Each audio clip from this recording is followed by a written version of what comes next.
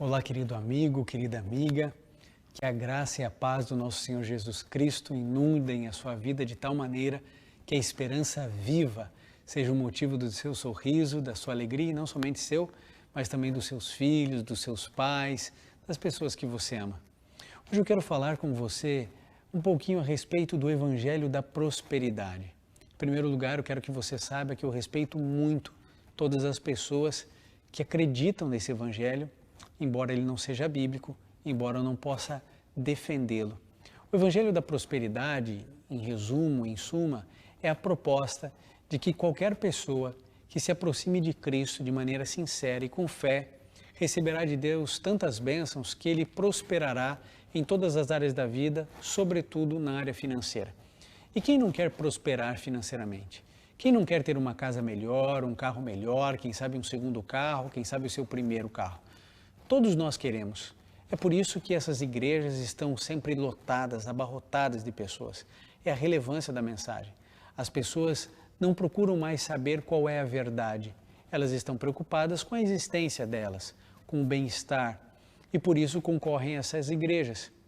Agora, é um erro imaginar que as pessoas que estão ali são apenas pessoas gananciosas, que querem coberturas na praia, fazendas ou carros importados. Embora talvez possa existir alguém com esse intuito ali dentro, a verdade é que a maioria das pessoas são sinceras, verdadeiras e estão ali desesperadas. São mães que carregam os filhos no colo porque não tem outra alternativa.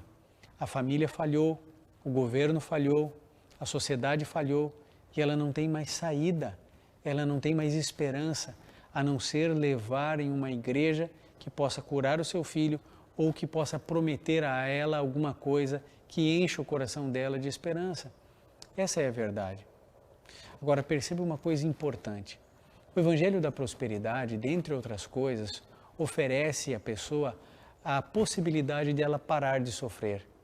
Agora eu pergunto, você conhece alguém que não sofre mais? Ou alguém que nunca sofreu? Você não sofre? Ora, todos nós sofremos. Eu quero fazer uma pergunta um pouco provocativa nesse momento.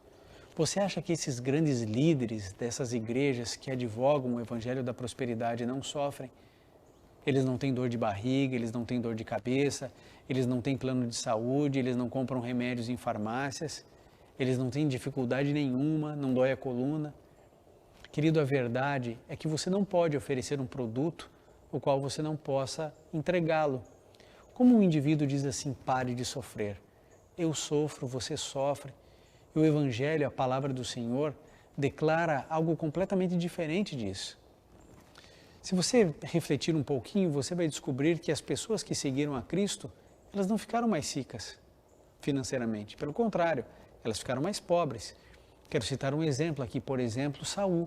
Saul, quando se tornou Paulo, ele perdeu dinheiro, perdeu fama, perdeu status, perdeu influência, perdeu poder, prestígio, perdeu. Mas a orientação de Cristo é essa, quem quiser ganhar a sua vida, perdê-la-á.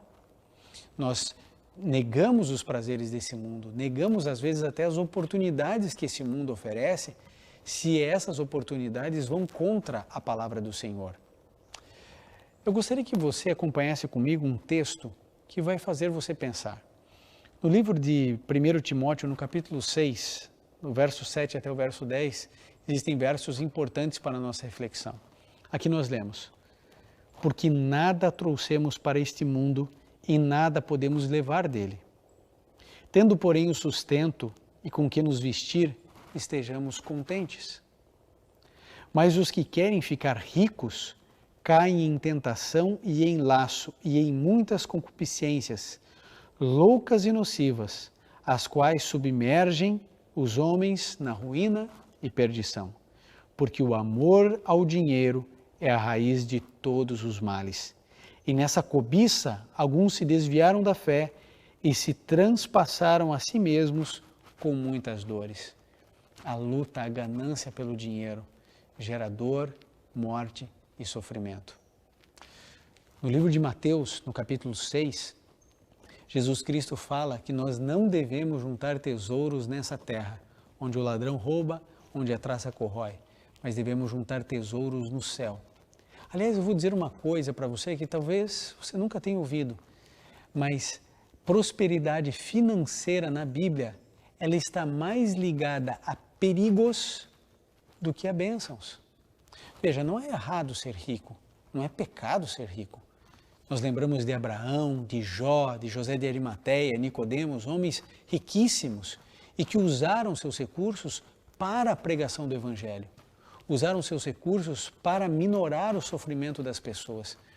Quando Deus abençoa financeiramente alguém, Deus quer que essa pessoa ajude outras pessoas, ajude os pobres, ajude os miseráveis, aqueles que estão padecendo, aqueles que estão no leito de hospital.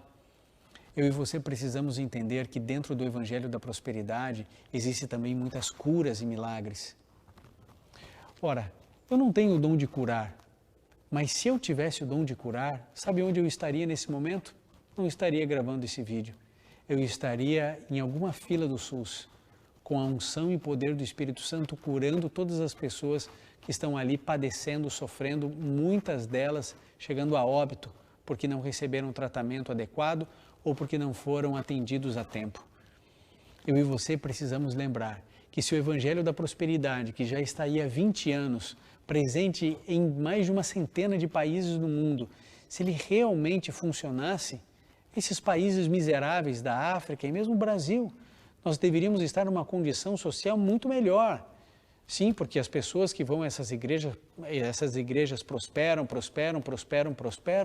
Logo, nós deveríamos ter um país muito mais justo, né? As pessoas crescendo espiritualmente. A verdade é que o Evangelho da Prosperidade não resolveu o problema de nenhum país.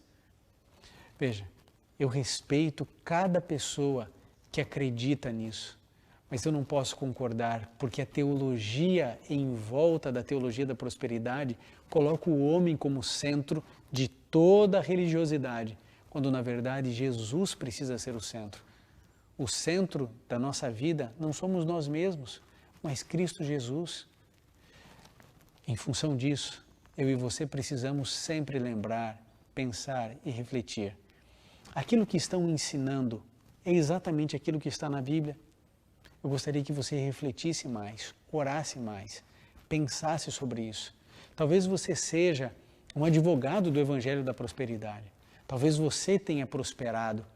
Mas sabe, para cada caso que eu conheço de alguém que prosperou no meio desse meio, eu também conheço inúmeros casos de pessoas que padecem porque têm um sentimento de culpa, porque dizem a ela que ela não tem fé para receber as bênçãos de Deus, tem sentimento de culpa porque não conseguem agradar a Deus com as ofertas que levam à igreja, os sacos de dinheiro que carregam, ou então a pessoa ela vai se frustrando e vai se decepcionando com Deus e não com uma igreja, com uma denominação que advoga uma teologia que não é bíblica.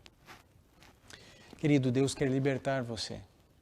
Deus quer que você seja próspero, Deus quer cuidar da sua casa, da sua vida, Deus se importa sim com o teu sofrimento, com a conta de luz, com a conta de água, Ele se importa com isso. Ele está atento ao teu sofrimento. Agora, Ele vai abençoar você, não porque você tem levado ofertas à igreja. A gente não consegue comprar Deus. A gente não materializa a nossa fé levando dinheiro para a igreja, passando a escritura de um terreno para uma igreja. A gente agrada a Deus quando a gente cuida do pobre, do miserável, quando a gente visita o órfão e a viúva nas suas necessidades. Isso agrada a Deus, isso traz alegria ao Senhor. E isso, lógico, traz um sorriso no coração do Pai. No entanto, quando Deus nos abençoa, não é como paga por aquilo que fazemos, não é a nossa retribuição, não é o nosso galardão, nossa recompensa. Deus nos abençoa porque Ele nos ama, Deus nos abençoa porque somos filhos. O nosso galardão é o céu, nosso galardão é a vida eterna conquistada por Jesus Cristo na cruz do Calvário. Não é pelas minhas obras que eu recebo esse galardão, esse presente que é a vida eterna. Por isso, querido, por mais atraente que seja esse pseudo-evangelho, esse meio-evangelho chamado Evangelho da Prosperidade, por mais relevante que seja numa sociedade pobre e miserável como a nossa, eu e você devemos ficar com a Bíblia, com a Palavra de Deus. Aí sim, teremos uma esperança e uma esperança real, uma esperança viva.